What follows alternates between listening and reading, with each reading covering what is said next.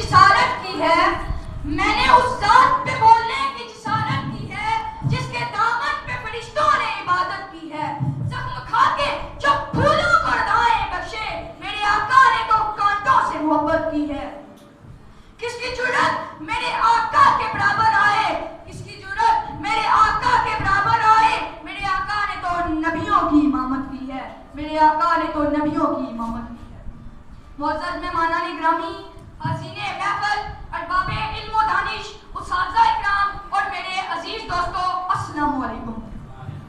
حضرت صلی اللہ علیہ وآلہ وسلم کی سیرت طیبہ موضوع سخن ہے۔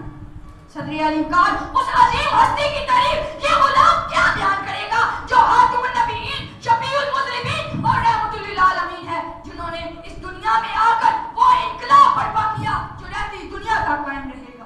جناب والا، جب میرے آقا حضرت محمد صلی اللہ علیہ وسلم کو ایک آفتاب بنا کر روشن کیا گیا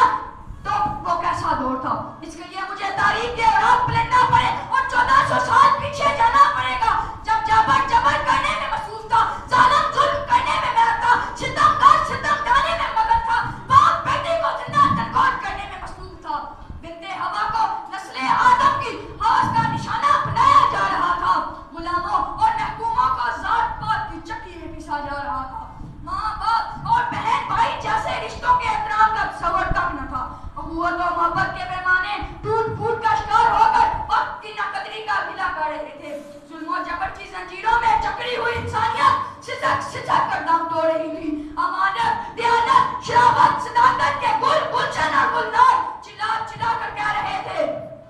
کہاں ہے زو سما کا مالک کہ چاہتوں کی رگیں کڑے دے، آواز کی سرخی رہے بشر کا حسین راضا بنی ہوئی ہے، ارے کوئی مسیحا ادھر بھی دیکھے، کوئی تو چہرہ قریب اترے، وقت کا چہرہ لہو میں تر ہے، زمین جنازہ بنی ہوئی ہے، زمین جنازہ بنی ہوئی ہے۔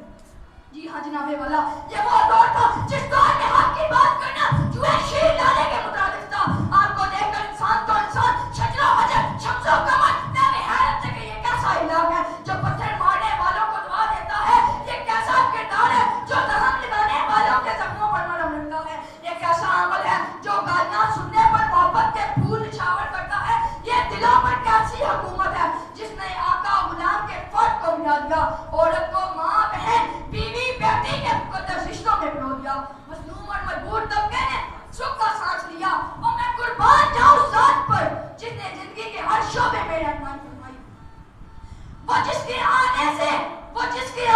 ہلکے اداس ہوئے خدا آئی، ضعیفوں کے دلوں میں عادت صدق و صفا آئی، خواتین کے سروں پہ آنے عصمت کی رضا آئی، ادب بچوں میں آیا، نوجوانوں میں حیا آئی، چمن کی ہر کلی ہر پھول میں بوئے وفا آئی، حقیقت جہالت علم کی باتیں سبا بنی۔